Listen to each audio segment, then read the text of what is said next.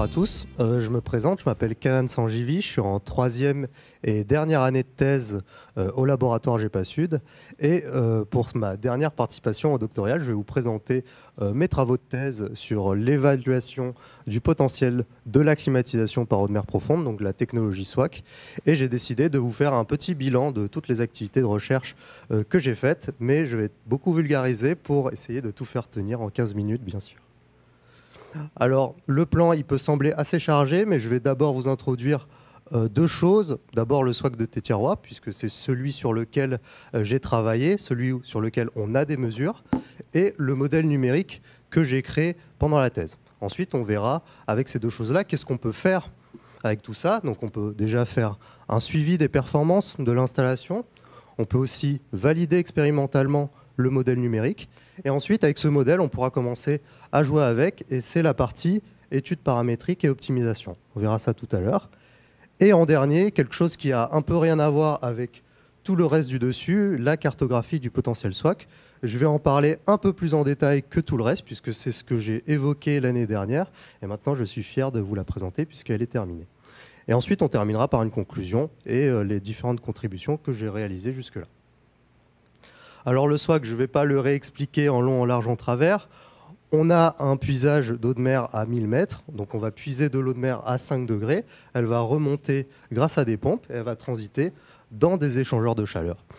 Donc ces échangeurs, ils vont se charger de voler le froid de l'eau de mer et de la transmettre à cette boucle orange-là. C'est un réseau de distribution de froid et c'est ce réseau de distribution qui va se charger d'emmener le froid dans chacun des bungalows du Brando à Tetiaroa. Donc ce qu'on a fait avec cette installation, c'est mesurer les températures, les débits d'eau de chaque boucle et les puissances électriques de chacune des pompes. Tout ça dans le but de calculer un coefficient de performance, ou COP, qui est juste un ratio entre le froid qu'on va produire par le SWAC et l'électricité que le système va consommer.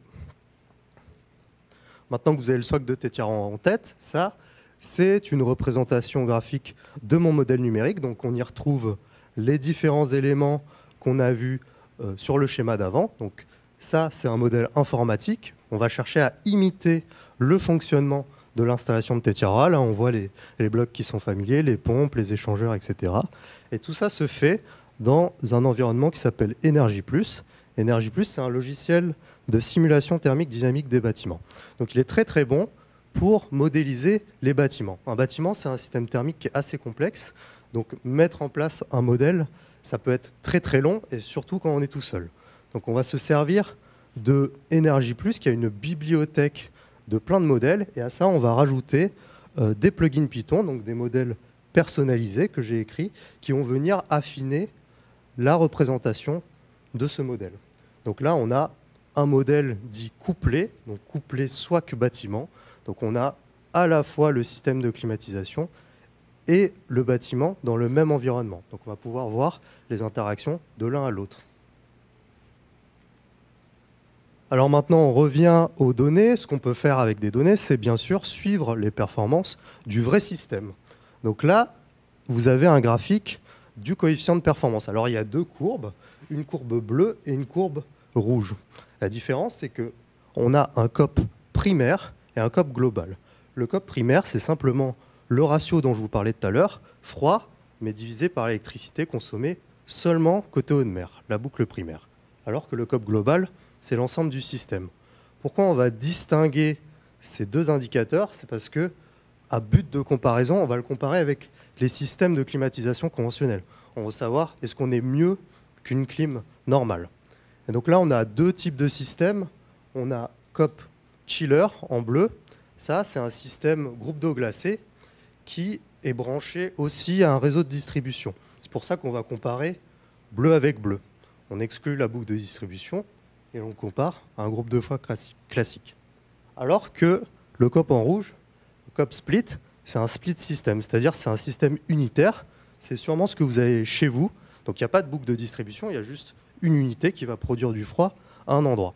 Donc là, pour comparer, il faut prendre la performance du système global et pas que la boucle primaire. Donc ce qu'on peut voir, c'est que par exemple pour le COP global, on est à 25 pour la technologie SWAC au Brando et on est à peu près à 3,5 pour un système standard. Donc on est 7 fois plus performant.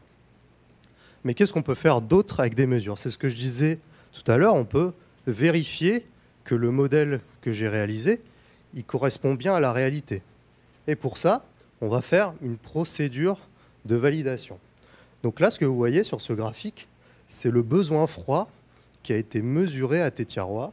Donc là, c'est décembre 2021. Et on va prendre cette séquence et on va la forcer dans le modèle.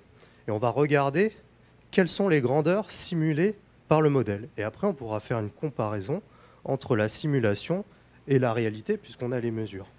Et ça va passer par ce qu'on appelle une analyse de résidus. Donc là, je vous ai mis deux exemples. En haut, on va commencer par celui-là. C'est les températures de la boucle primaire. Donc là, en bleu, on a à peu près 6 degrés pour l'eau de mer qui rentre dans le local technique et 10 degrés pour l'eau qui en sort, après qu'on lui ait volé le froid. Donc ça, ce sont les grandeurs simulées. C'est les sorties du modèle. Et ce qu'on a juste en bas, là, la courbe un peu en forme de bruit, bleu et rouge, c'est l'écart entre le modèle et la mesure. Donc ce qu'on va vouloir faire, c'est comparer cet écart avec la bande grise. La bande grise, c'est l'incertitude de l'instrument de mesure qu'on a installé. Donc ce qu'on va vouloir faire, bien sûr, c'est que ces courbes bleues et rouges, elles restent dans cette bande, puisque si on est dans cette bande, on ne peut pas savoir si l'écart qui est là ici, il est dû au modèle qui n'est pas assez précis, ou alors la mesure qui montre ses limites. Donc on va chercher à rester dans cette bande. Là, on a une bande grise parce que ce sont des températures. On a 0,3 degrés d'incertitude. Mais c'est pareil pour les débits. Là, en bleu, on a le débit côté primaire.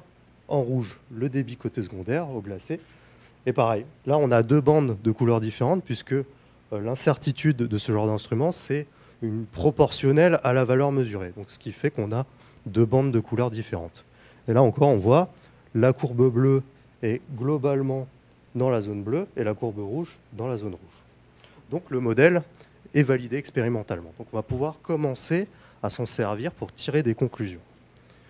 Et ça, comment on le fait? Là, moi, j'ai décidé d'utiliser un logiciel qui s'appelle JE+, qui sera couplé à mon modèle. Et ce qu'il va faire, JE+, c'est faire des simulations multiples.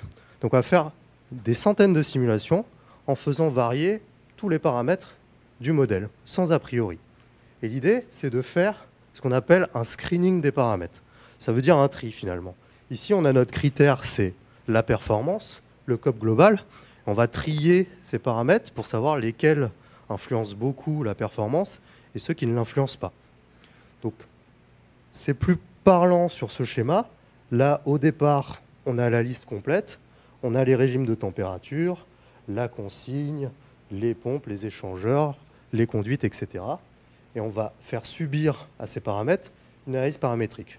Je ne vais pas ici, mais après l'analyse paramétrique, on va se retrouver avec une liste réduite des paramètres qui sont influents sur notre COP. Et cette liste-là, on va leur appliquer des méthodes d'optimisation pour avoir les paramètres optimisés. Donc, quelle valeur de paramètres on doit mettre pour avoir le maximum de COP global pour le système. Donc, je vais m'arrêter là pour l'optimisation. Et maintenant, je vais vous présenter complètement autre chose. C'est mon travail de cartographie du potentiel SWAC. Alors l'idée, c'est que en ligne, on a des jeux de données globaux de bathymétrie et de température de l'océan. Donc sur le globe, on peut savoir quelle est la profondeur en mer et quelle est la température en mer aussi sur toute une colonne d'eau. Et ce qu'on va chercher à faire, c'est mélanger ces deux jeux de données pour créer un nouveau jeu de données qui estime des potentielles longueurs de conduite SWAC pour chacun des points de côte. Donc ça va donner des cartes que je vous montrerai juste après. Et ce nouveau jeu de données, on va le confronter à un jeu de données de confort thermique pour savoir où est-ce que dans le monde on a le plus besoin de climatisation, donc où est-ce qu'on est exposé le plus au stress thermique. Donc un petit mot sur la méthodologie. Là, la colonne GEPCO, c'est la colonne du jeu de données de bathymétrie, et GLORIS, c'est la colonne du jeu de données de température de l'océan. Donc ce qu'on va faire, d'abord on va faire une climatologie, une moyenne sur 20 ans, Et on va extraire, côté GEPCO, le profil de bathymétrie à 15 mètres de distance de la côte. Et ensuite, on va comparer deux choses. La profondeur maximum de ce profil et la profondeur du point de puisage qu'on cible.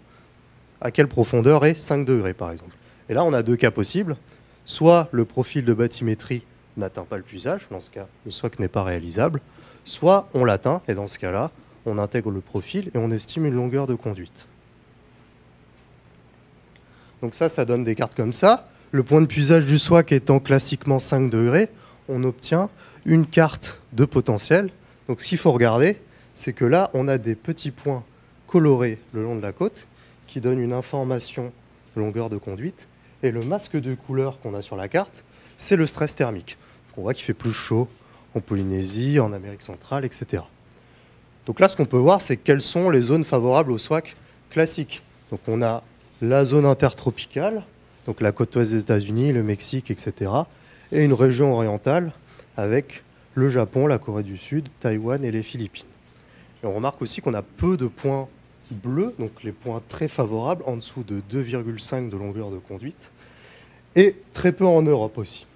Globalement, sur le monde, on a des conduites qui tournent autour de 5 km, entre vert et jaune. Donc on peut retracer cette carte avec un autre point de puisage. Donc là, j'ai pris 12 pour prendre les extrêmes. Et là, tout de suite, on voit déjà qu'il y a beaucoup plus de points, et les points sont très bleus. Donc on a de nouveaux pays qui deviennent éligibles grâce à ce changement de point de puisage. Donc on voit l'intérêt de réduire, de relever ce point de puisage. Donc on a les pays comme le Chili, l'Argentine, l'Afrique australe, etc. Quelques points en Europe, côté Portugal, Royaume-Uni, et les zones qui étaient présentes avant, qui restent significatives, mais qui voient leur nombre de points augmenter et un raccourcissement notable de leur longueur de conduite. Donc les cartes, c'est bien, c'est très visuel, mais on va chercher aussi à avoir des données chiffrées. Donc on va cibler 3 zones, l'Amérique du Nord, l'Asie de l'Est et l'Europe, et on va calculer 3 métriques. D'abord, un taux d'augmentation de l'éligibilité du SWAC, donc combien de points on gagne, un raccourcissement de la conduite de puisage, de combien on a réduit entre 5 et 12, et une estimation, un ordre de grandeur de l'économie réalisée basée sur les coûts de l'installation du CHPF. Et donc, en gros, pour les 3 zones, on peut espérer à peu près multiplier les points par 3 et réduire la longueur de conduite pour ceux qui ont des localisations communes de 4 km. Ce qui fait une économie de 20 millions de dollars pour un coût du pipe installé au CHPF de 5 000 dollars du mètre installé. Et en complément, on a regardé, puisque un des grands avantages de la TechnoSWAC, c'est que c'est la grande stabilité de sa température de puisage à 5 degrés. Donc quand on relève, on peut s'attendre à ce que cette source elle soit plus sujette aux variations saisonnières. Donc un des phénomènes qu'on peut regarder, et on en a beaucoup parlé ce matin, c'est El Niño, ENSO. Donc ce qu'on a regardé, c'est les anomalies de température de point de puisage. Quel est l'écart avec le 12 degrés quand on est en El Niño ou la Niña? Donc en haut, on a El Niño, on peut s'y attendre, on a une côte ouest des États-Unis qui est plus chaude, mais quelle est la valeur? On est à environ 1 à 1,5 degrés pour El Niño et 1,5 degré, mais de l'autre côté cette fois, pour la Niña, côté Philippines. Sinon, tout le reste du globe, on est sur des anomalies de l'ordre du demi-degré. Donc, on a une indication des zones où on doit peut-être faire attention d'aller un peu plus loin pour ne pas avoir de problème, par exemple en El Niño. Et surtout, si les épisodes de ENSO deviennent de plus en plus rudes, c'est quelque chose qu'il faut se poser. Donc voilà, en conclusion, qu'est-ce qu'on a fait? J'ai fait une étude expérimentale pour caractériser la performance du SWAC, donc sur des mesures. Donc j'ai montré que le COP du SWAC sur 2 ans était d'environ 25, alors que celui d'un climatiseur conventionnel de 3,5, donc environ 7 fois plus. J'ai réalisé un modèle numérique qui a été validé grâce aux mesures. Avec ce modèle, j'ai fait des analyses de sensibilité et de l'optimisation, et donc qui sont en cours de finalisation. Je ne les ai pas présentées, mais il faut bien que je laisse une part de mystère pour ma soutenance de thèse. Et en dernier, une cartographie du potentiel SWAC, donc pour 2 puisages différents, 5 et 12, et on remarque qu'on a une réduction de longueur de conduite et une dérive de température qui est relativement faible. Voilà. Après, il faut regarder les zones concernées. Pour terminer, quelles sont les valorisations de mon travail? Donc, l'étude expérimentale, elle a été valorisée dans 7 articles de revue et 7 conférences. Le modèle et sa validation pour 7 conférences. La cartographie pour 7 articles de revue. Et j'ai également participé à l'article de conférence que Perceval va présenter dans un mois. Donc, souhaitez-lui bonne chance à lui aussi. Merci de m'avoir écouté.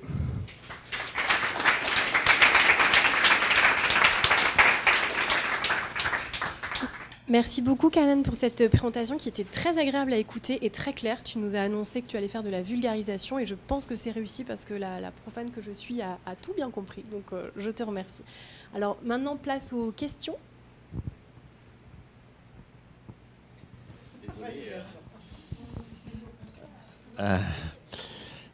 En effet, très belle présentation. Alors, désolé, mais mon défaut professionnel d'économiste me pousse à revenir sur une des diapositives où tu as mesuré. Tu parles beaucoup d'efficacité avec le COP. Auparavant, à un moment, tu parles de 21 millions de dollars, etc. Voilà, juste là. Et donc, à un moment, si j'ai bien compris, le coût d'un tuyau du SWAC, ce serait 5 000 $ le mètre, c'est ça? D'après les coûts de l'hôpital, oui. Problème. Oui. L'efficacité, c'est très important, mais la rentabilité aussi, c'est très important. Sinon, il y aurait des SWAC partout dans le monde. Or, à ma connaissance, il n'y en a que 3 ici, 1 à Hawaï, pas beaucoup. Donc, est-ce qu'on a fait une mesure, est-ce qu'on a tenté une mesure de rentabilité? Il y a un ratio d'efficacité de 1 à 7, visiblement, de la clim normale et la clim par swap. Mais niveau rentabilité, coût de l'investissement et puis rapport, est-ce qu'on a une petite idée, grosso modo, des avantages, bénéfices-coûts, grosso modo, du SWAC par rapport à d'autres systèmes de climatisation classiques? Alors, je sais que ce n'est pas ta thèse, mais je me permets de poser cette question pour démarrer. Tout à fait, je ne l'ai pas traité ici, mais le temps de revient de la techno pour un SWAC installé, c'est à peu près 10 ans, ce qui est très, très correct pour une technologie. Là, pour le SWAC de l'hôpital, on est sur 3 milliards de francs, avec un temps de retour sur investissement à peu près 10 ans. En fait, il faut voir que les coûts... La rentabilité de l'investissement au niveau de pourcentage. En pourcentage. Rentabilité, c'est-à-dire... je n'ai pas fait le calcul, mais on peut espérer que l'installation SWAC dure 30 ans. Et donc, on a remboursé le coût d'investissement au bout de 10 ans. Voilà. C'est ce que je peux te dire sans me mettre au bureau et faire les calculs. Merci beaucoup.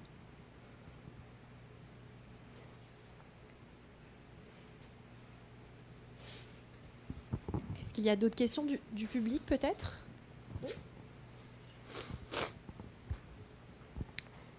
Pour l'instant, sur les exemples, le SWAC ne concerne que des établissements comme l'hôpital ou alors un hôtel. Mais est-ce qu'il peut s'établir pour alimenter ou desservir un quartier ou une petite ville?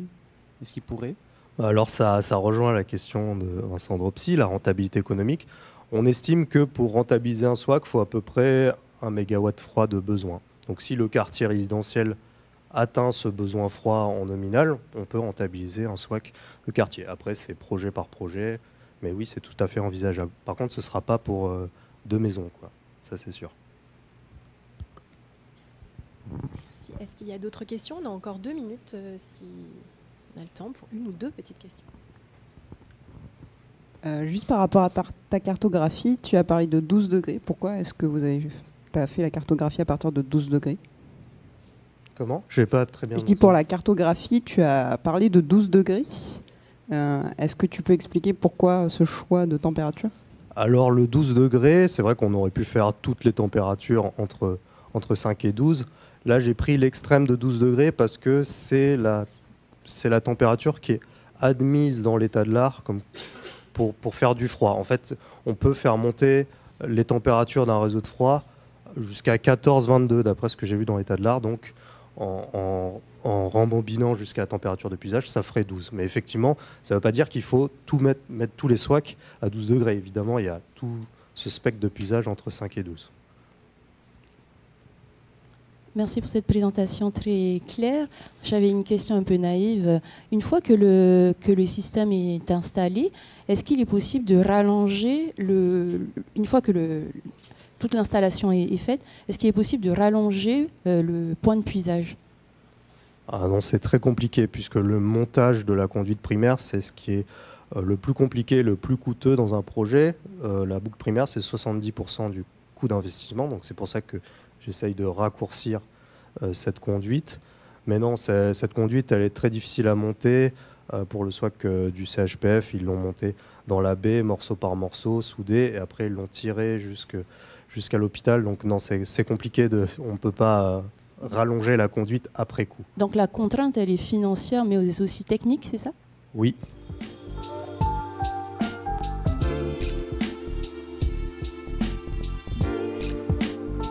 Je réalise ma thèse à l'IFREMER, donc au Centre du Pacifique à Waiarao. Et donc aujourd'hui, je viens vous présenter mon sujet qui traite donc de la pollution plastique marine, mais plus précisément de la recherche de bioindicateurs adaptés au contexte perlicole en Polynésie française. Alors, pour situer un petit peu tout ça, il faut savoir que notre besoin en plastique est toujours plus importante et du coup, sa production va de pair. Donc en 2023, il y a plus de 400 millions de tonnes de plastique qui ont été produits mondialement.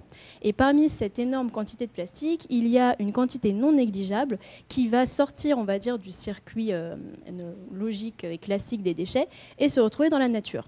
Le problème, c'est qu'une fois dans la nature, par l'action des vents, mais aussi des cours d'eau, une partie de ces plastiques va finir sa vie donc, dans l'océan. Et on estime à 1,5 million de tonnes chaque année la quantité de plastique qui est donc apportée au milieu marin. Le problème, c'est qu'une fois dans le compartiment marin, les plastiques induisent 3 types de pollution. On note déjà une pollution chimique, donc ça va correspondre au relargage d'une partie des composés qui est donc contenu dans le plastique. Ça peut être des polluants organiques persistants, des additifs, des pesticides et tutti quanti. Ensuite, il y a une pollution de type physique. On a plus l'habitude d'entendre parler de ce type de pollution de manière générale. Donc, une fois que les plastiques sont dans l'eau, par l'action des UV, par l'action hydrodynamique et aussi tout ce qui va être petits organismes, il va y avoir une fragmentation en particules plus petites, donc en microplastiques quand ceux-ci sont inférieurs à 5 mm. Et quand c'est encore plus petit, on appelle ça des nanoplastiques. Ensuite, le troisième type de pollution, c'est la pollution biologique. Et il y a un nouvel effet qui est un peu à la mode, donc on appelle ça l'effet radeau, qui correspond à la colonisation des supports plastiques par des espèces. Et comme les plastiques sont persistants et flottent en général dans la colonne d'eau, ces espèces vont pouvoir être transportées sur de grandes distances et ainsi coloniser des habitats dans lesquels on n'est pas censé les retrouver. Donc, ça transporte des espèces invasives et qui peuvent être plus ou moins pathogènes.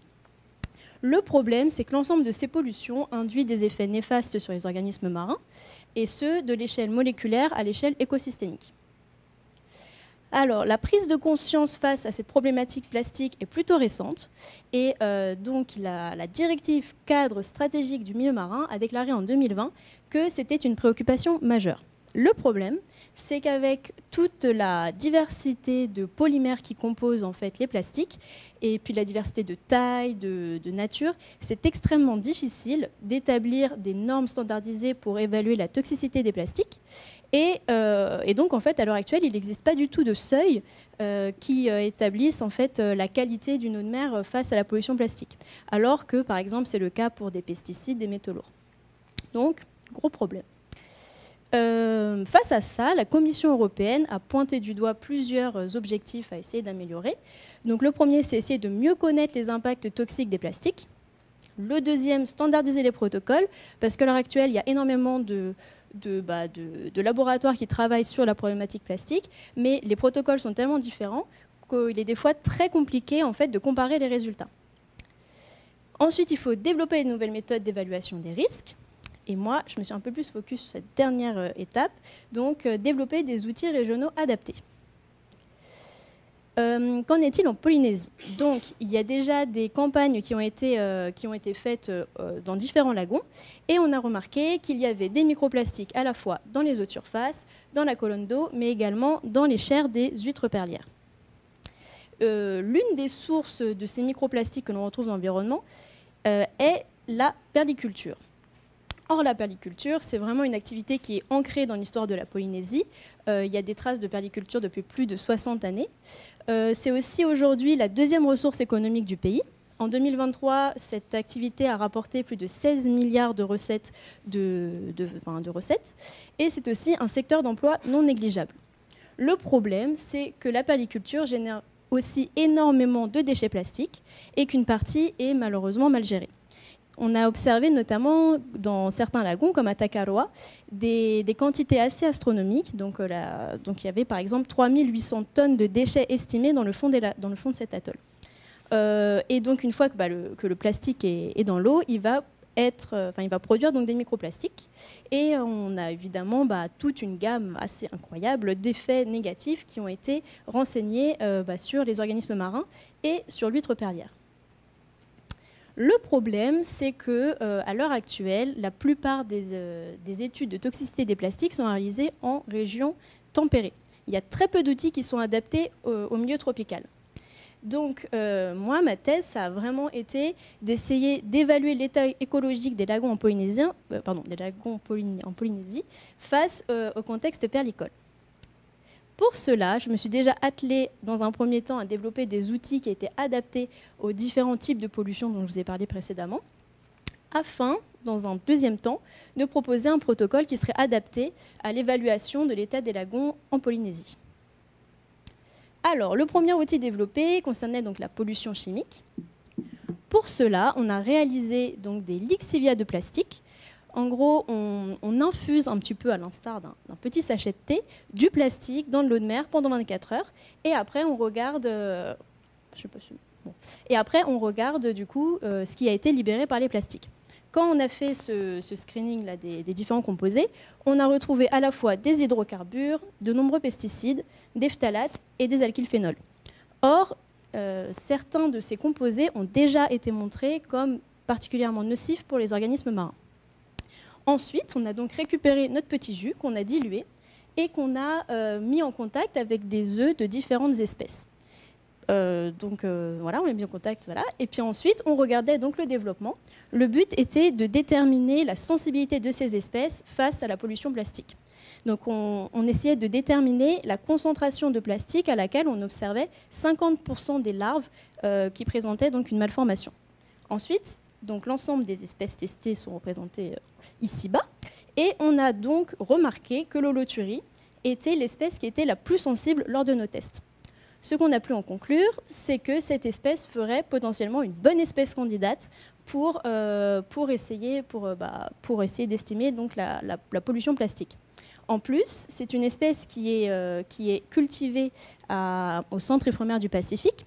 Et donc les larves nous ont été notamment transmises par Tahiti Marine Products, qui élève de nombreuses espèces de holothurie dans les locaux du CIP.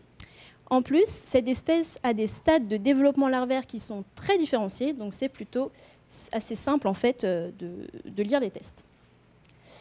Ensuite, le deuxième outil, donc là, se focusait vraiment sur la pollution physique. Donc on a imaginé une mission huître sentinelle. Pourquoi une sentinelle ? Pinctada margaritifera est l'huître qui est utilisée en Polynésie pour la perliculture. Cet organisme est un bivalve filtreur, c'est-à-dire que pour se nourrir, il va filtrer d'énormes quantités d'eau afin de récupérer les petites algues chlorophylliennes pour se nourrir. Le truc, c'est que du coup, elle est extrêmement sensible à la qualité de son environnement. Dès que l'environnement n'est plus de bonne qualité, elle va soit moins grandir, faire des perles de moins bonne qualité, etc. Donc, on a choisi des proxys qui étaient très simples à suivre et on a essayé de voir si cette huître était impactée par la présence de plastique ou pas.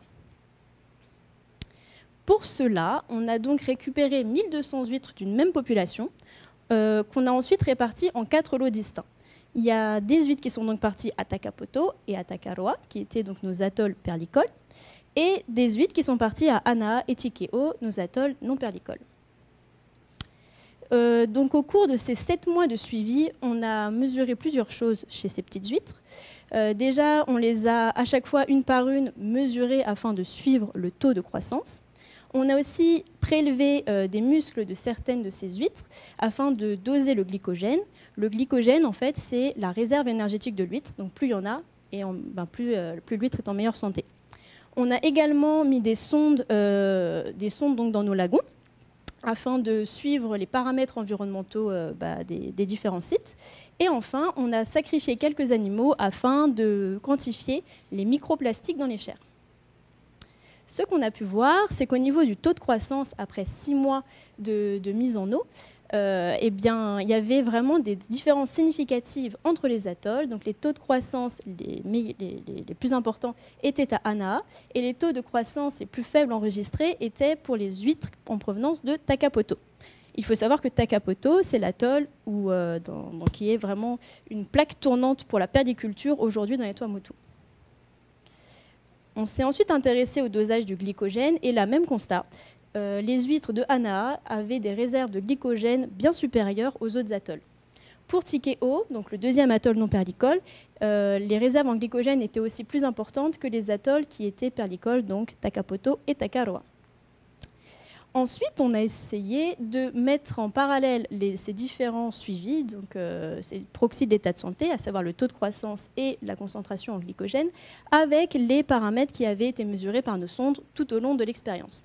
On a vu des corrélations pour le taux de croissance avec la température et la chlorophylle, et pour la concentration en glycogène, celle-ci était corrélée à hauteur de 7% avec la concentration en chlorophylle, donc en algues, du milieu. Ce qu'on peut en conclure, c'est qu'une partie de l'état de santé des huîtres est expliquée par ces variables environnementales, mais qu'il y a encore une grande partie qui n'a pas du tout été expliquée par les paramètres qu'on a mesurés. Donc l'état de santé des huîtres est multifactoriel et doit aussi dépendre d'autres facteurs tels que les apports extérieurs du lagon, potentiellement la pollution anthropique présente dans ce lagon et l'hydrodynamisme des masses d'eau. On a ensuite donc dosé les microparticules de plastique présentes dans les chairs des huîtres, et là, on a retrouvé des particules de plastique partout. Le problème, c'est qu'on n'a pas pu, on est capable d'identifier et de caractériser des particules même extrêmement petites, mais on n'est pas capable de savoir la source exacte de la particule. Donc on sait que la perliculture est sans aucun doute l'une des sources, mais ce n'est pas la seule, parce qu'il y avait aussi des particules de plastique dans les atolls non perlicoles. Le problème, c'est que ce nouveau type de protocole a entraîné de nombreuses sources de contamination des échantillons qu'on essaye de résoudre. Donc si on doit retenir des choses de cette mission Huîtres Sentinelle, c'est qu'avant toute chose, les huîtres qui provenaient donc de Anaa, un atoll non perlicole où il y a vraiment très peu d'activité anthropique, eh bien, les huîtres étaient en bien meilleure santé, tant par le taux de croissance que par les réserves énergétiques, mais qu'on n'a pas pu établir de corrélation robuste entre la quantité de microplastiques et la santé des huîtres. D'autre part, ce type de prélèvement, donc de quantification de microparticules dans les huîtres, a entraîné de nombreuses complications, notamment des contaminations possibles tout au long du protocole. On a identifié certaines des sources. Et aussi, donc, ce type d'analyse nécessite un temps non négligeable et beaucoup d'argent.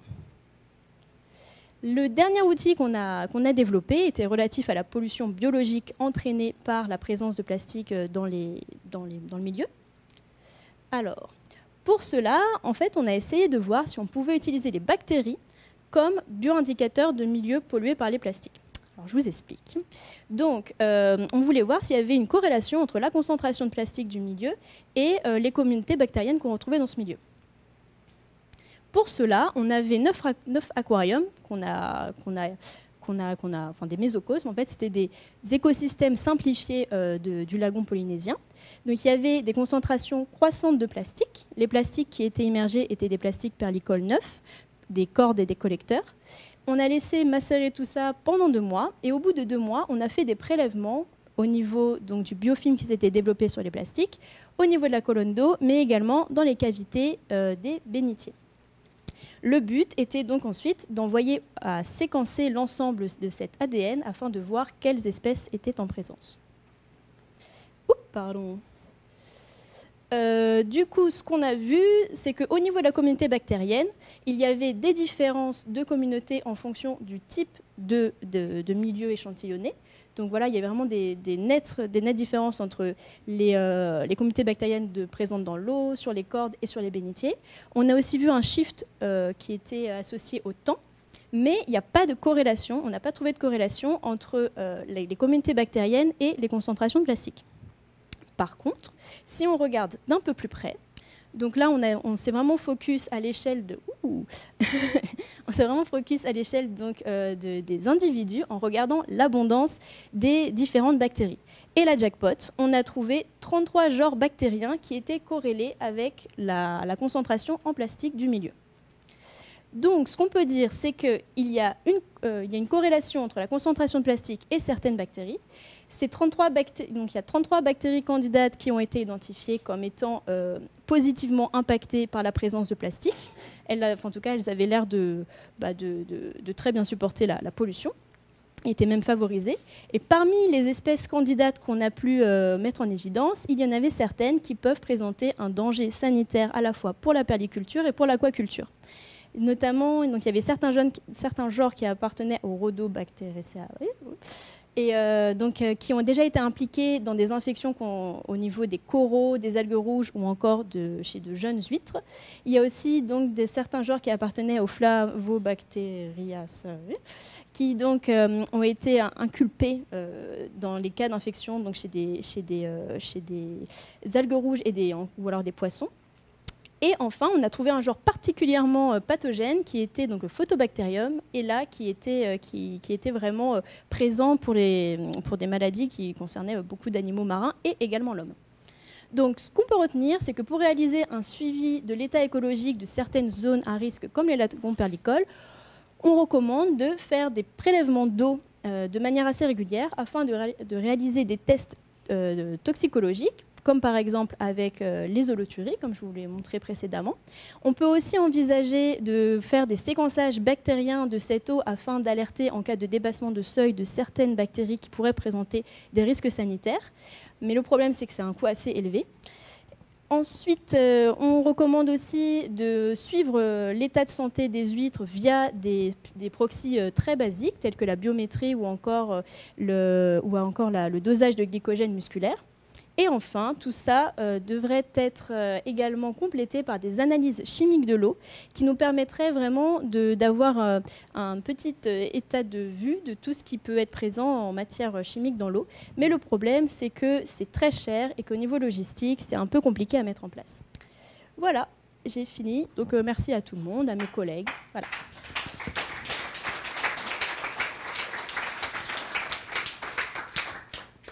Bravo et merci Maëva pour cette présentation dynamique et intelligible. Alors le sujet est passionnant et très préoccupant, donc je suis sûre qu'il y a beaucoup de questions.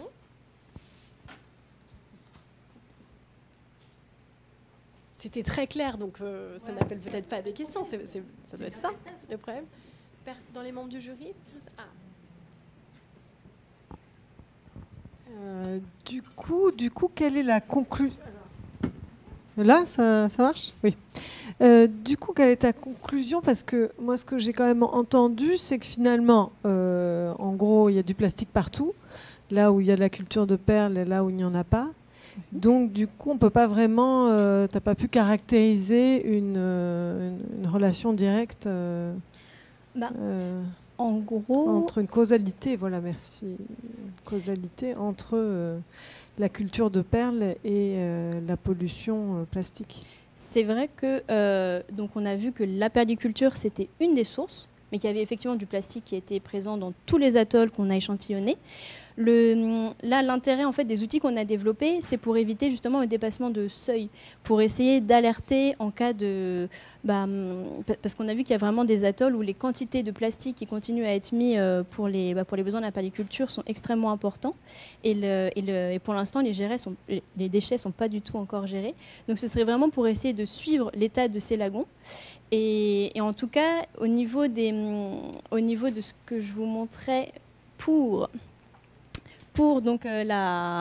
les microplastiques, on est encore à l'heure actuelle en train d'essayer de voir si on peut affiner un petit peu notre analyse pour voir si on a une corrélation, par exemple, entre les microplastiques qui se trouveraient dans la colonne d'eau et les microplastiques qu'on retrouverait dans les huîtres, pour voir si effectivement ça nous permet d'avoir une bonne image de ce qui se passe à un instant T dans la colonne d'eau.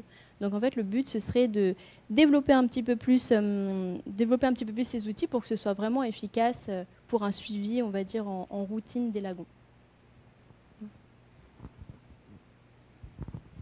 Merci beaucoup. J'ai pris un peu le temps de réfléchir avant de poser une question, mais grosso modo, on sait qu'il y a du plastique partout, même si c'est totalement inhabité. Enfin, je pense aux îles nord de Hawaï, où il y a des... Est-ce qu'on a une idée, avec ta recherche, grosso modo, de l'état relatif, de l'importance relative du plastique, du microplastique dans nos lagons et autour de nos lagons par rapport au reste du monde, au reste du Pacifique? Est-ce qu'on est plus protégé parce qu'on est isolé ou finalement pas vraiment?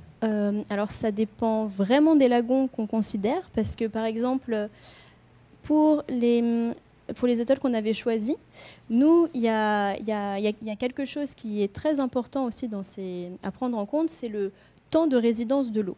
Par exemple, ici, Anna, qui est un atoll très peu habité, il y a environ 300 habitants à l'année, on s'est aperçu que l'apport extérieur était très important, donc l'influence de l'apport extérieur, parce que l'eau, en moyenne, dans le lagon, réside quelques jours.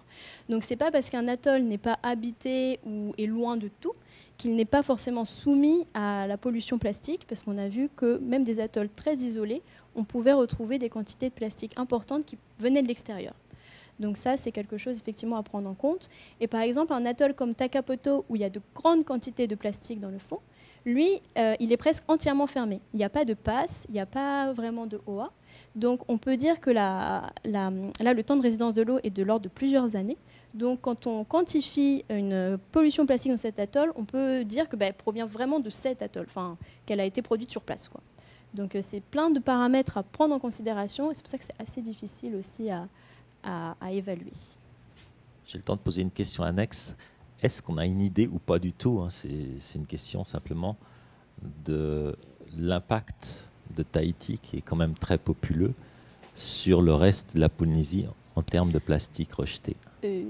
Alors ça, je sais que ça pourrait être possible avec des modélisations. J'ai des collègues, par exemple, qui font des modélisations des masses d'eau. Donc on pourrait peut-être voir effectivement avec les courants, les apports probables venant de Tahiti. Mais à l'heure actuelle, je ne pense pas que ce soit fait. Et sinon, quand tout à l'heure tu me disais est-ce que c'est plus pollué par rapport à d'autres régions et tout, c'est vrai que les quantités de plastique retrouvées dans les chairs des huîtres étaient parmi les plus importantes qu'on ait retrouvées dans la littérature. On a comparé nos résultats avec ce qui avait été trouvé en Chine, et puis il y avait plein d'autres bivalves et tout qui étaient et du coup c'est vrai que c'était des concentrations qui étaient pas les plus importantes, mais qui étaient quand même dans le haut du tableau, quoi. C'était des concentrations très... Dans les atolls, oui. Dans les atolls où on produit, c'était les huîtres qui venaient de Takapoto. Elles étaient particulièrement chargées en plastique, et celles de Tikeo. Quoi ? Il n'y a pas d'huîtres, mais il y a quand même des particules de plastique qui peuvent venir aussi des rejets des habitants. Par exemple, les eaux des machines à laver qui sont rejetées dans le... Ça, c'est une grande source de plastique aussi, par exemple.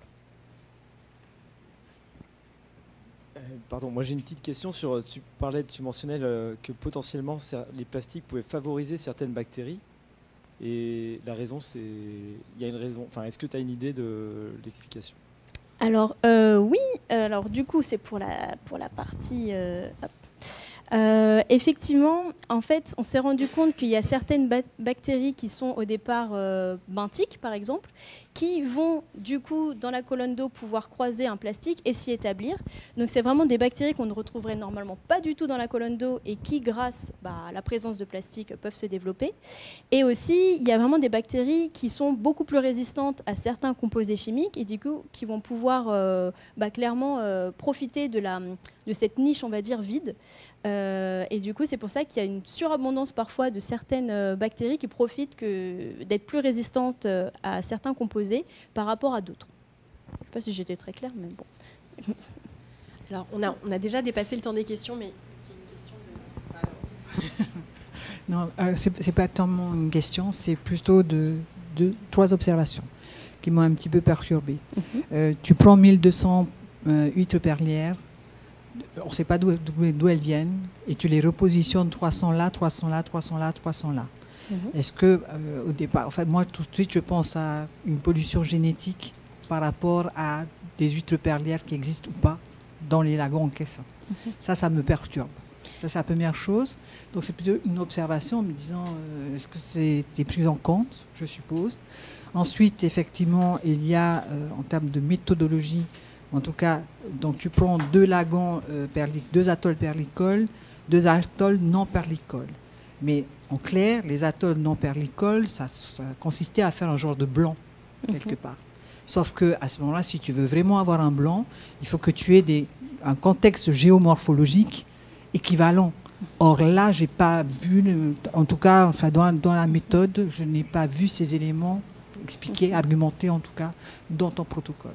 La dernière chose, c'est une observation aussi, je suis désolée, mais je crois que c'est quand même un petit peu perturbant quand on est sur un travail de doctorat, enfin, je pense. Ces choix de lagons, notamment, ça me perturbe vraiment. On sait effectivement qu'on a des lagons fermés, qu'ils soient perlicoles, non perlicoles. Donc il faut être situé dans ce schéma par rapport à ton sujet en fait, de thèse. Je pense qu'il faut vraiment chercher 2 atolls qui, en termes de géomorphologie, de configuration, de circulation d'eau, etc., soient équivalents. Et on a le choix quand même. La dernière, c'est que tu as parlé de contamination tout au long du protocole. Et ça, j'ai du mal à comprendre. Alors, c'est peut-être celle-là la question. C'est comment est-ce que, lorsque tu fais des manips, a priori, tu rajoutes des contaminations? Donc, c'est une erreur humaine en termes de manip? Alors, en gros, nous, pour ce... Tu veux que je réponds après? Je sais pas. Bon, juste pour la contamination. En gros, on a utilisé un nouveau protocole, une nouvelle machine Raman 3000R qui est présente à Brest. Et cette machine est capable d'analyser les particules de plastique jusqu'à 10 microns. Le truc, c'est que plus on va chercher fin, plus on va chercher des petites particules de plastique, plus la contamination, que ce soit atmosphérique et puis tout au long du protocole, peut être... il faut prendre de plus en plus de précautions. Et le truc, c'est que nous, en fait, il faudrait travailler dans une salle blanche. On a des surblouses, on a des hottes spéciales, mais en fait, on s'est rendu compte que malgré toutes les précautions, il suffit que quelqu'un passe, fait un petit machin, et puis il peut y avoir plein de fibres, par exemple, de vêtements qui viennent contaminer les échantillons. Les hottes aussi qu'on avait utilisées, on nous a dit après coup qu'il ne fallait pas utiliser ce genre de hottes.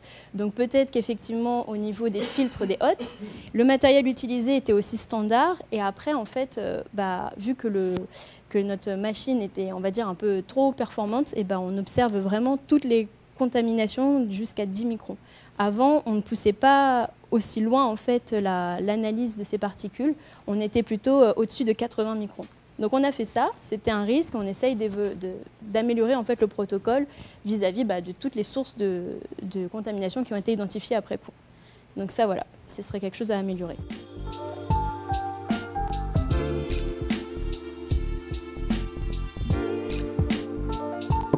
Bonjour tout le monde, je m'appelle Tobias Fischer et je suis doctorant en deuxième année au laboratoire chez PASUD. Aujourd'hui, je voudrais vous présenter mon sujet de thèse qui s'intéresse à la surveillance environnementale et la cartographie de la partie terrestre des atolls à partir des images satellites. Plus précisément, aujourd'hui, je voudrais parler du premier volet de ma thèse qui s'intéresse à la surveillance et la cartographie des traits de côte à partir des images satellites. Ma thèse est encadrée par Dr Benoît Stoll et elle est financée par un contrat doctoral. Et de plus, il y a des collaborations techniques avec la Titiaroa Society, la Direction des affaires foncières et le Seascape Ecology Lab de l'Université Oxford. Avant de commencer, je voudrais vous présenter mon sommaire pour la présentation. Donc d'abord, je voudrais vous expliquer le contexte dans lequel ma thèse s'intègre. Ensuite, je voudrais parler ou vous présenter la zone d'étude et les données à ma disposition. Ensuite, je voudrais vous présenter et expliquer les méthodes pour extraire les traits de côte avant de vous montrer les résultats préliminaires. Et au final, je voudrais parler encore de la valorisation économique de la thèse et des perspectives pour la suite de la thèse. Commençons alors avec le contexte. La Polynésie française est dans le monde des îles hautes et des îles basses, alors que ma recherche se concentre sur les îles basses, donc les atolls. Parmi les 440 atolls qui existent dans le monde entier, la Polynésie française abrite 76 atolls, qui représentent en fait la plus grande zone d'atolls dans le monde entier. Bien que les atolls polynésiens couvrent seulement un quart de la surface terrestre de la Polynésie française, ils constituent un patrimoine naturel unique et fragile qui joue un rôle important dans l'économie locale et aussi dans la biodiversité de la Polynésie française. Par contre, cet écosystème unique est par contre menacé par le changement climatique et par les activités humaines. Si on parle du trait de côte, par exemple, la hausse de mer et les phénomènes météorologiques extrêmes de plus en plus fréquents provoquent l'érosion des plages et qui va jusqu'à la disparition des plantes, comme c'est visible sur les photos de Tetiaroa. La population locale des atolls et le gouvernement de la Polynésie française se pose donc la question de la vulnérabilité des atolls face au changement climatique. En résumé, le gouvernement a besoin d'une connaissance approfondie de la réponse des atolls au changement climatique afin d'organiser leur protection. Il se pose cependant la question comment on peut surveiller un si grand nombre d'atolls étalés sur 850 000 km². Le problème qui se pose là, jusqu'à présent, la surveillance se fait sur le terrain et avec des méthodes de numérisation manuelle. Le problème par rapport à ça, c'est un travail qui est chronophage, qui est coûteux et limité à un certain nombre ou à un petit nombre d'atolls. Avec ma thèse, je voudrais répondre à ce besoin et à la problématique liée en développant un outil de surveillance environnementale automatisé exploitant les images satellites pour une application universelle à tous les atolls.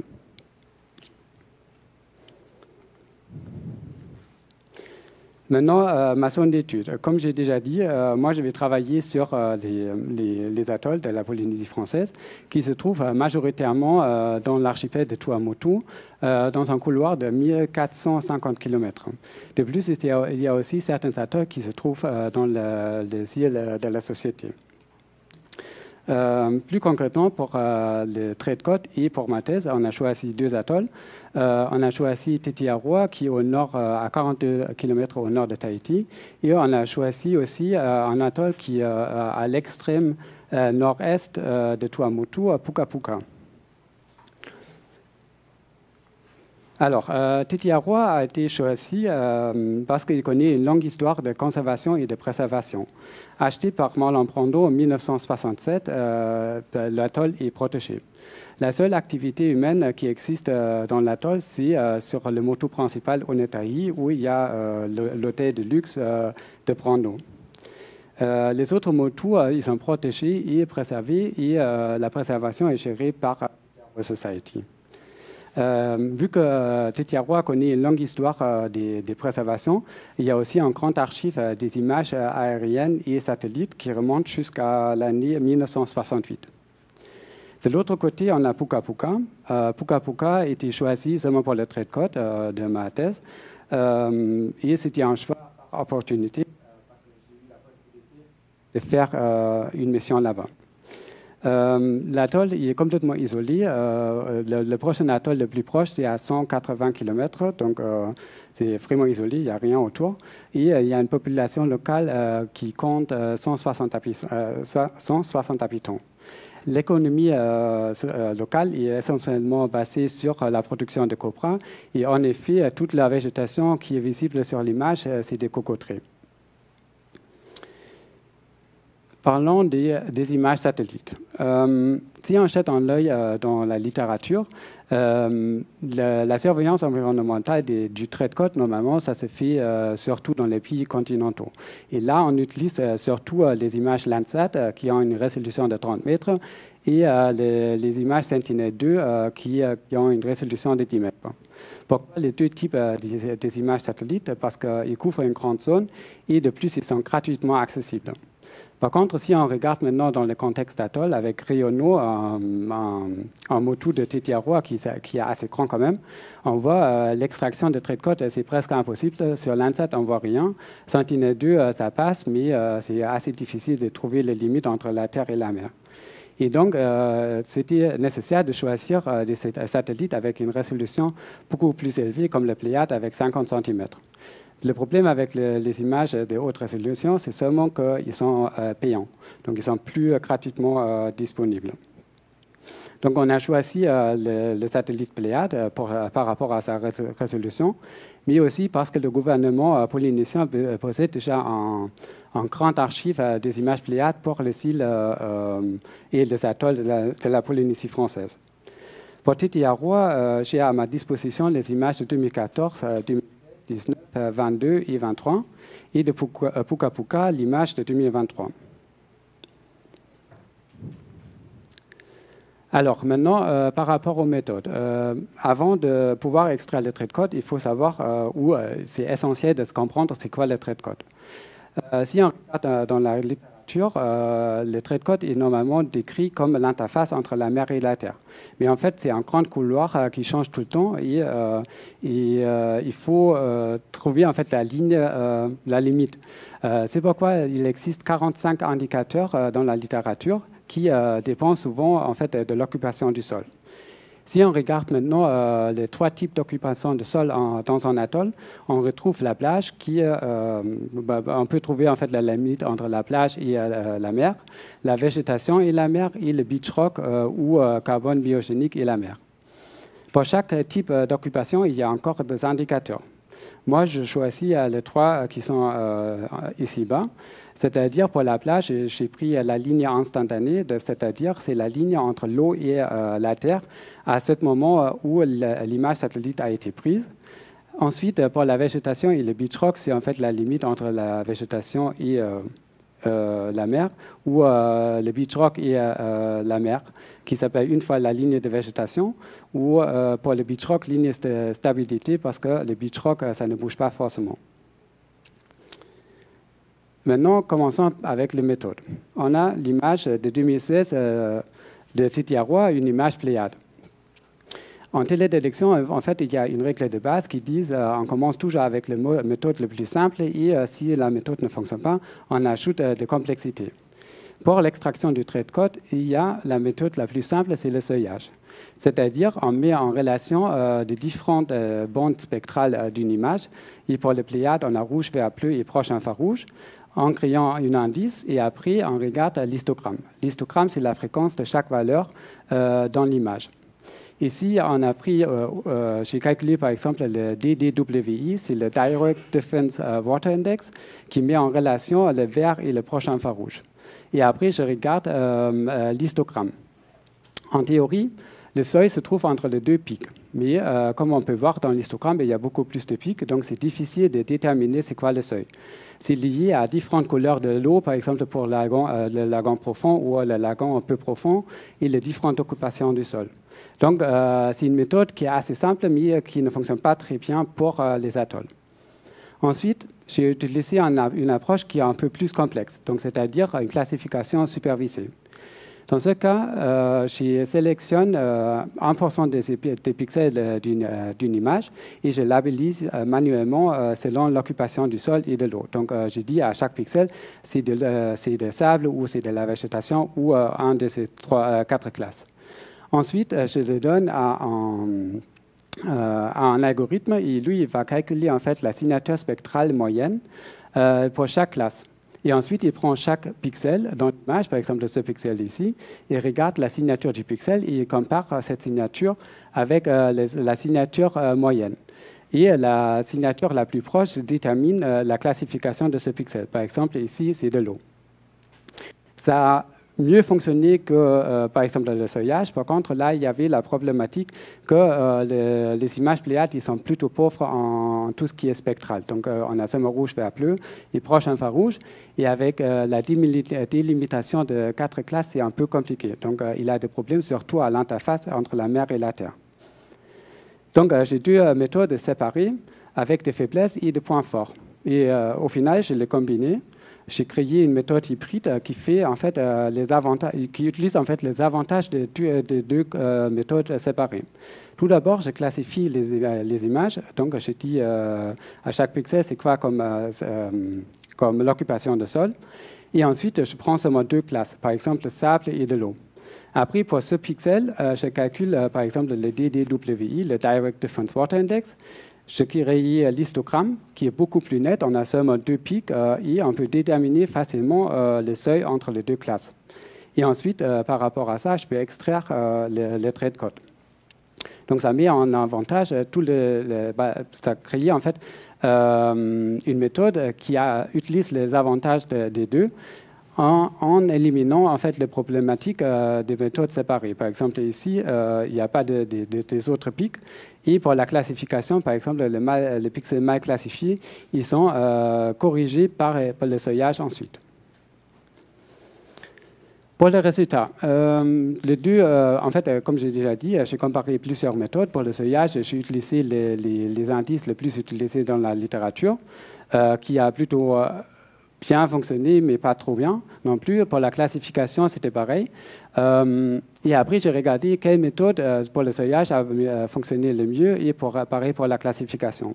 Et ça m'a donné en fait le résultat de faire un échantillonnage basé sur le regroupement des pixels d'abord pour labelliser les pixels. Après, j'ai utilisé le XGBoost comme algorithme de classification. Et finalement, j'ai utilisé le Direct Difference Water Index pour le seuillage. Si on regarde maintenant les résultats, tout d'abord, j'ai extrait les traits de code des différentes images. Et après, j'ai regardé, par exemple, on peut analyser l'évolution des traits de code. Pour Tetiaroa, par exemple, entre 2016 et 2023, on peut déterminer où est-ce qu'il y avait un net gain ou un net perte de terrain. Et on a remarqué qu'il n'y a pas vraiment beaucoup de gains ou de pertes, mais c'est possible quand même qu'il y a un changement des formes de plage. Mais par contre, l'érosion et l'accrétion, ça s'annule dans les motus qui sont ici avec des rayures. Si on prend par exemple Aie, Tauna Iti et Tauna Rai, ça fait une différence parce que là, il y avait un net gain de terrain et là, une nette perte. Aie, c'est majoritairement lié à la bande de sable, donc si on exclut la bande de sable, Aie ne bouge pas du tout. Par contre, les autres, oui. Si on zoome maintenant sur les deux, on voit par exemple ici, la réponse de ce motu, c'est en fait un déplacement vers le nord-ouest. C'est la réponse au changement climatique de faire un déplacement. Il y a une érosion de plage ici et par contre le sable s'accumule de l'autre côté. Ce qui fait qu'il y a un net gain de terrain et en même temps un déplacement. Et on peut déterminer aussi c'est quoi le déplacement, c'est de 40 mètres entre 2016 et 2023 vers le nord-ouest. Pour Tauna Rai, c'est un peu différent. Là, il y a surtout le banc de sable qui bouge tout le temps et il y a une nette perte. Par contre, il y a une stabilisation autour de la végétation qui est vrai aussi pour Tauna Iti. Donc, comme résultat, on peut dire, tout d'abord, j'ai trouvé une méthode qui fonctionne pour extraire les traits de code et après, j'ai comparé les traits de code que j'ai extraits. Ensuite, je voudrais vite fait parler encore de la valorisation économique et des perspectives de ma thèse. Donc, j'ai fait en fait le relevé du trait de code à Tetiaroa et à Puka Puka avec un GPS. Donc, j'étais 7 jours dans chaque atoll et j'ai fait à pied des tours de chaque motu. C'est beaucoup de travail. Ça coûte aussi assez cher, surtout pour les atolls qui sont éloignés. Et après, j'ai regardé c'est quoi le prix pour une image satellite pour chaque atoll et ça coûte combien pour faire le traitement. Et on voit clairement une surveillance par satellite, c'est beaucoup plus économique que, par exemple, envoyer des personnes sur place. De plus, l'avantage des images satellites, on ne peut pas faire seulement une analyse, par exemple l'extraction du trait de code, mais on peut analyser encore d'autres choses, ce que je vais vous montrer ensuite. Par rapport aux perspectives, ce que je voudrais faire encore, c'est de calculer les nettes pertes et les nettes gains pour chaque occupation de sol pour dire combien de sable est disparu et combien de végétation. Ensuite, je voudrais tester encore la méthode hybride sur l'atoll de Puka Puka. Et comme je dis, on peut utiliser les images satellites pour autre chose. Et le deuxième volet de ma thèse, c'est la classification des espèces végétales du canopé. Finalement, je voudrais remercier encore toutes les personnes qui sont nommées sur le diapo, qui m'ont apporté des connaissances, des compétences ou du matériel jusqu'à ce point de ma thèse. Et finalement, je voudrais vous remercier pour votre attention.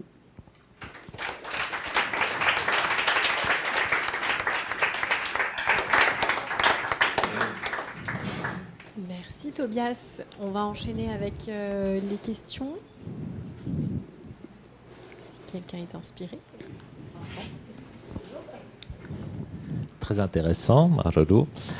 Il me semble, il y a 2 ou 3 ans, peut-être, que votre directeur de thèse nous avait présenté un modèle peut-être similaire, c'est ma question, est-ce que ça a un rapport avec une modélisation en 3D de certains atolls, certaines îles, dont Tetiaroa. Oui. Et il nous avait partagé à tous sur le campus, grosso modo, un peu ces images en 3D, etc. Est-ce que c'est basé sur la même technologie? Est-ce que c'est une contribution supplémentaire à la littérature de la recherche, oui. Etc. En fait, il y a aussi le modèle 3D, mais moi, j'ai utilisé les images optiques, donc c'est-à-dire j'utilise seulement les canaux spectrales. Et le modèle 3D, c'est en fait un nuage de points qu'on peut utiliser en supplémentaire. Par exemple, pour la classification des espèces végétales, on peut utiliser aussi le nuage de points qui est le modèle 3D de Tetiaroa pour mieux classifier en fait les différentes espèces d'arbres. Le problème avec les lidars, le modèle numérique des terrains, c'est on a seulement latitude. Il n'y a aucune autre valeur qui est ajoutée à ce point. Donc on peut juste évaluer par exemple le canopé, mais si on va plus bas, ça va être plus compliqué parce qu'on a juste latitude. Et avec latitude, on ne peut pas dire oui, c'est un fauchère ou autre chose. C'est l'idée de le faire et si je me rappelle bien, Benoît, il a fait en fait des classes des habitats à partir du système LIDAR. Ça, c'était avant. Mais moi, je vais utiliser aussi le modèle LIDAR pour la classification des espèces végétales pour le mieux classifier.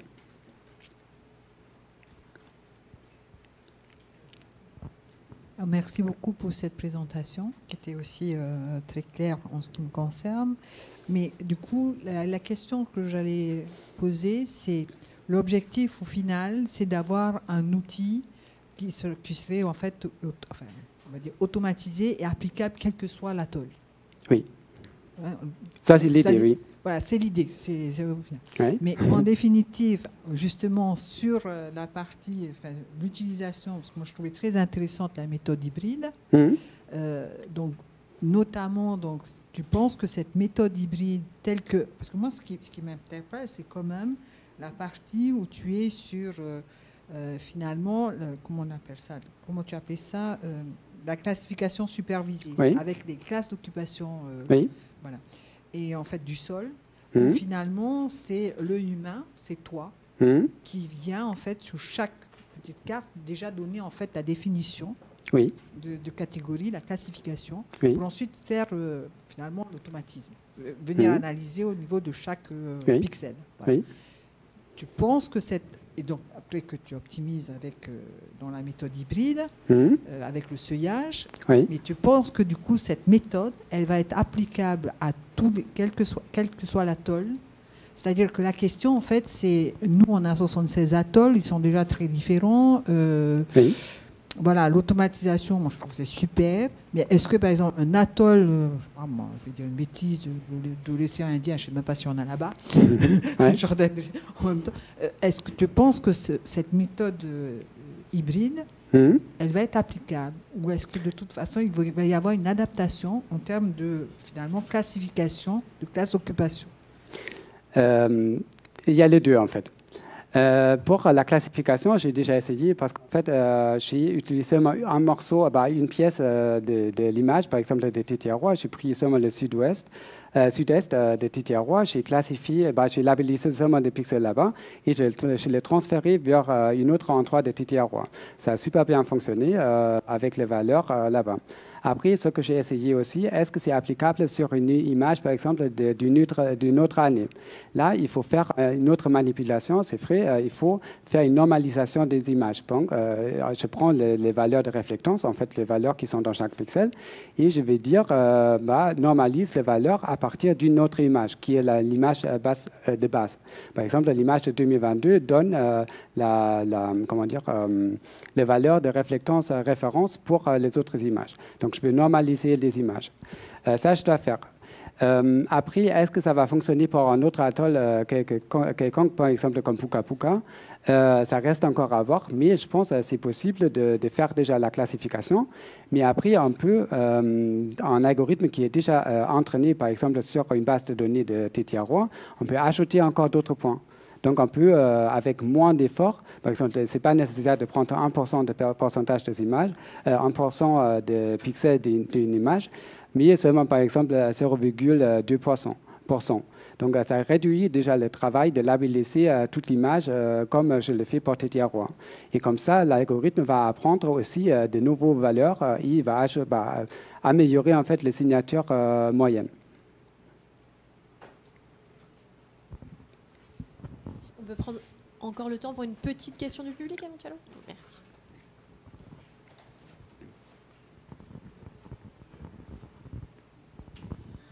Bonjour, merci pour la présentation. J'ai une question concernant la validation. Oui. Est-ce que tu l'as fait à partir de mesures manuelles que tu as fait avec les GPS ou c'était une validation plutôt manuelle à partir de l'image satellite que tu avais? En fait, l'idée primaire, c'était de faire en fait, le trait de code genre quelques jours après la prise d'image de l'image Pléiade en 2023. Donc, il y avait l'image de 2023 qui est tombée et ensuite, je suis parti à Tetiaroa pour faire le relevé du trait de code. Par contre, vu qu'il y a toujours le changement de conditions et tout, ça n'a pas trop fonctionné. Donc, l'idée maintenant, c'est on a le modèle LIDAR de 2017 et l'image de 2016. De regarder entre les deux, si on fait une correction des marées entre 2016 et 2017, de regarder est-ce que c'est valide avec les LIDAR, parce que le LIDAR, c'est une méthode la plus précise pour avoir les traits de code, mais c'est très, très cher. Donc, la validation va se faire à partir de cela, parce que la première méthode, ça n'a pas fonctionné, pour valider en fait les traits de code. C'était pour la phase lunaire, c'était à cause de ça? Comment? C'était à cause de la phase lunaire que l'eau n'était pas au même niveau? Non, en fait, moi je suis parti à Tetiaroa et en fait, il y avait une forte houle finalement. Donc la première journée, ça a fonctionné, mais les 3 autres journées, ça n'a plus fonctionné parce que l'eau a monté beaucoup plus haute que sur les images. Donc j'ai une partie où ça fonctionne, mais j'ai aussi une autre partie de Tetiaroa, de Motu, où ça n'a pas fonctionné. Donc je ne vais pas regarder est-ce que c'est valide ou pas. C'est pourquoi on a développé une autre méthode avec le LIDAR de 2017, de faire une correction de marée et de regarder est-ce que combien de centimètres de différence existe entre les traits de code du LIDAR et les traits de code que j'ai extraits de 2016.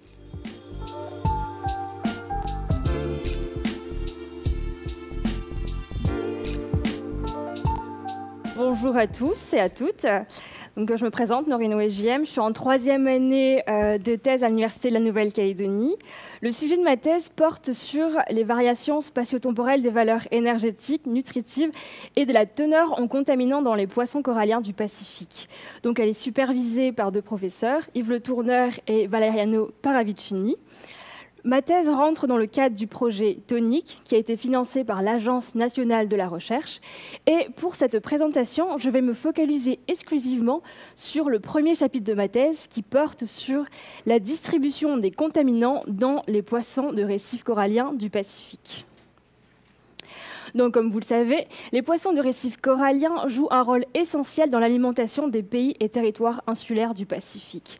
La consommation de poissons par habitant est parmi les plus élevées au monde, représentant jusqu'à 50 à 90% de l'apport en protéines animales consommées, avec une moyenne de 55 kg par an.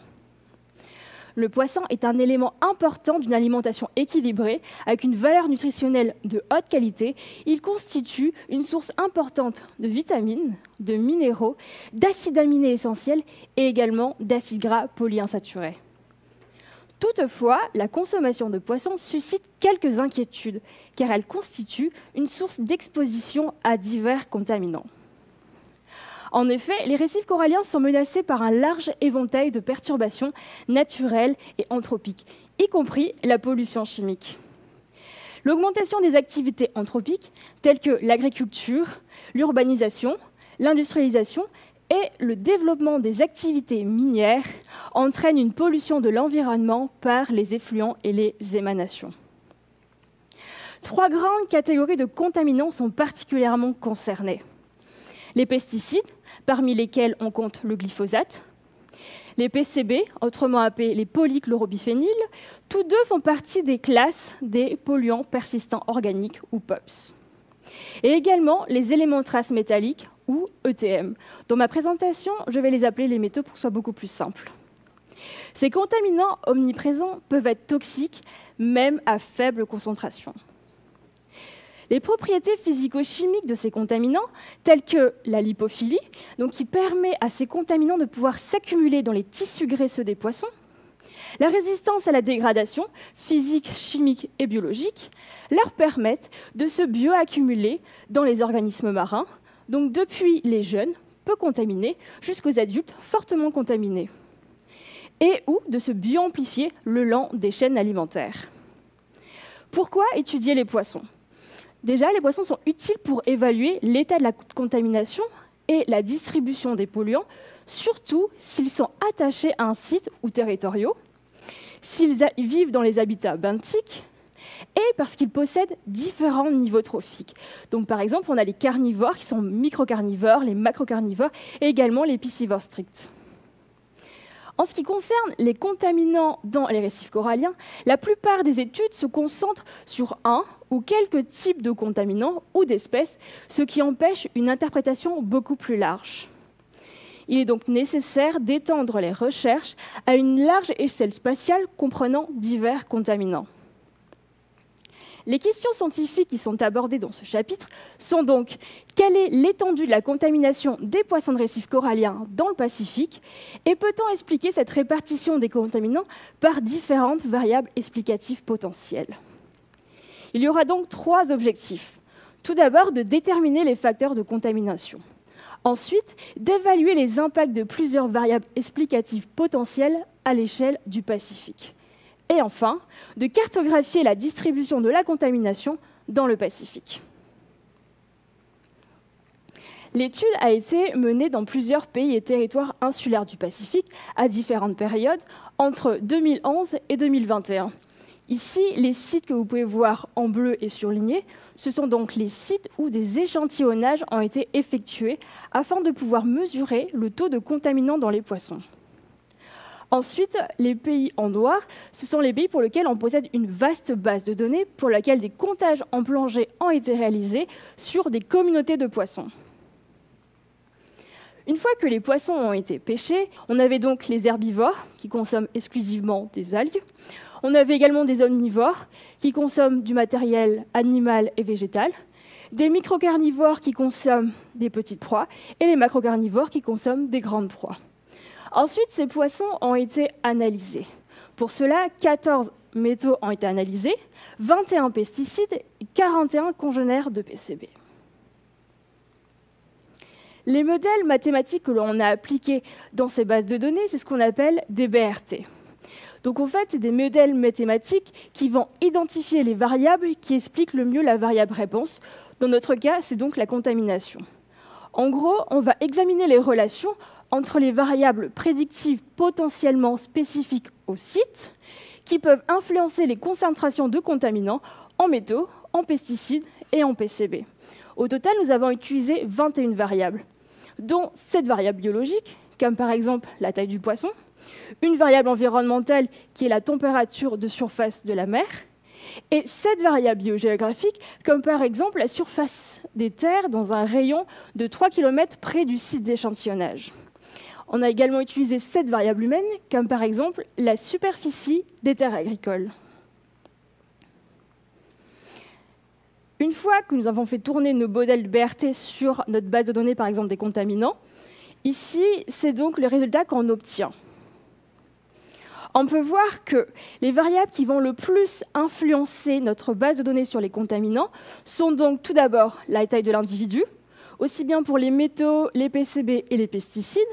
On a également la surface terrestre dans un rayon de 3 km près du site d'échantillonnage, qui va donc influencer les métaux et les pesticides. Et enfin, la température de surface de la mer, qui va influencer nos 3 contaminants. Ensuite, nous avons également fait tourner notre base de données sur, cette fois-ci, la base de données des comptages en plongée des communautés de poissons. Pour cela, aucune variable biologique n'a été intégrée. Les variables qui influencent le plus cette base de données sont donc tout d'abord la surface dans un rayon de 30 km près du site d'échantillonnage, ainsi que les facteurs humains. Pour notre part, c'était l'indice de gravité des récifs. Autre variable qui influe, c'est la surface récifale de 30 km près du site d'échantillonnage. Et enfin, la température moyenne de surface. Autre résultat, on a donc cartographié la distribution des contaminants à l'échelle du Pacifique pour nos métaux, nos pesticides et nos PCB. Ici, c'est donc un exemple du mercure. Donc, comme vous pouvez voir, les concentrations en mercure sont beaucoup plus élevées dans la partie sud-ouest du bassin Pacifique, donc notamment en Nouvelle-Calédonie, moyennement élevées notamment en Papouasie-Nouvelle-Guinée et en Micronésie, et faiblement élevées notamment aux îles Cook et à l'île Pâques. On remarque qu'on a la même tendance pour les autres métaux. La forte concentration se situe généralement au centre et au sud-ouest du bassin du Pacifique et faible concentration notamment dans le bassin oriental du Pacifique. Autre résultat, on a donc la cartographie de la distribution des contaminants à l'échelle du Pacifique, cette fois-ci pour le glyphosate qui est un pesticide.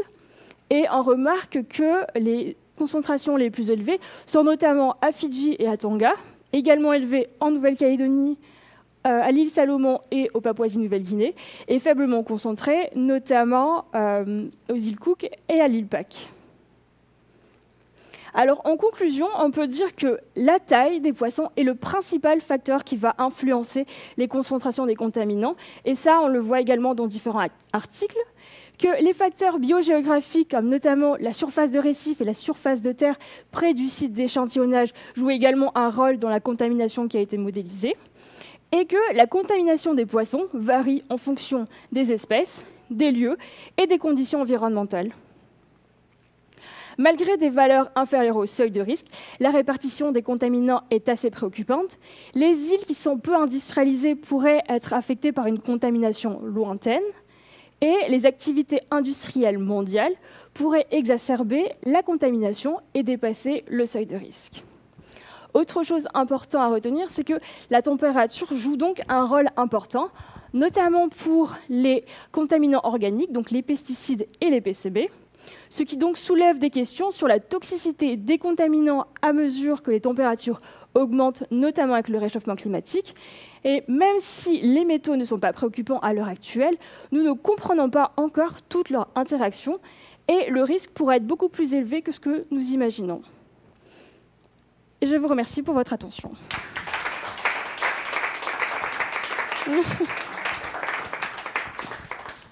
Merci Norine pour cette présentation très vivante et captivante. Je l'espère. Je t'ai présenté en disant que tu étais habituée de l'exercice et je pense que ça se voit. Tu es particulièrement à l'aise et c'est donc très agréable pour nous.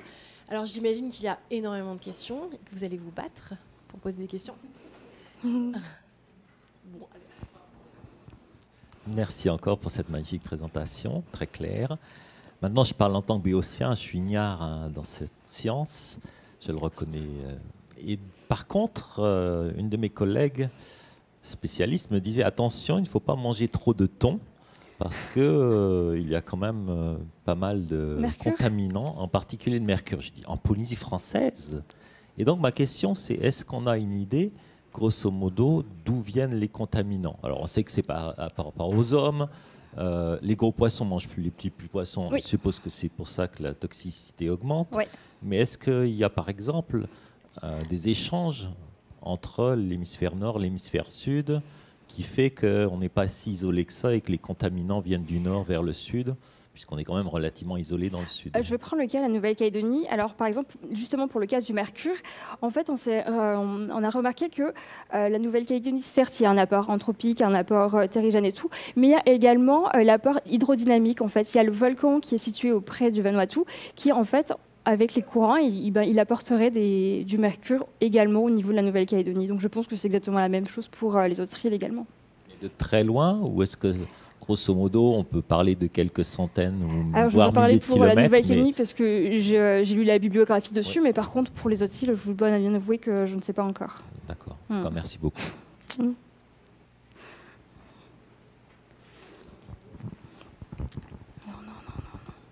D'autres questions, peut-être dans le public? Ah, merci.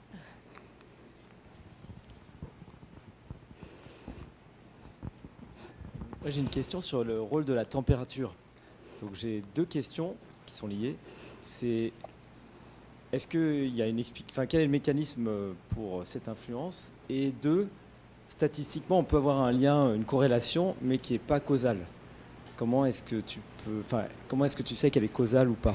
Alors, je sais que la température influence parce que c'est marqué dans la bibliographie qu'il y a différents facteurs et que, par exemple, la température va influencer sur la précipitation qui va entraîner des pluies et des écoulements, des apports terrigènes dans l'eau. Après, je ne me suis pas attardée sur spécifiquement comment la température influence spécifiquement les poissons. Je me suis juste attardée sur les variables qu'on pouvait prendre en compte, qui étaient marquées dans la littérature et qui pouvaient impacter ma base de données, en fait.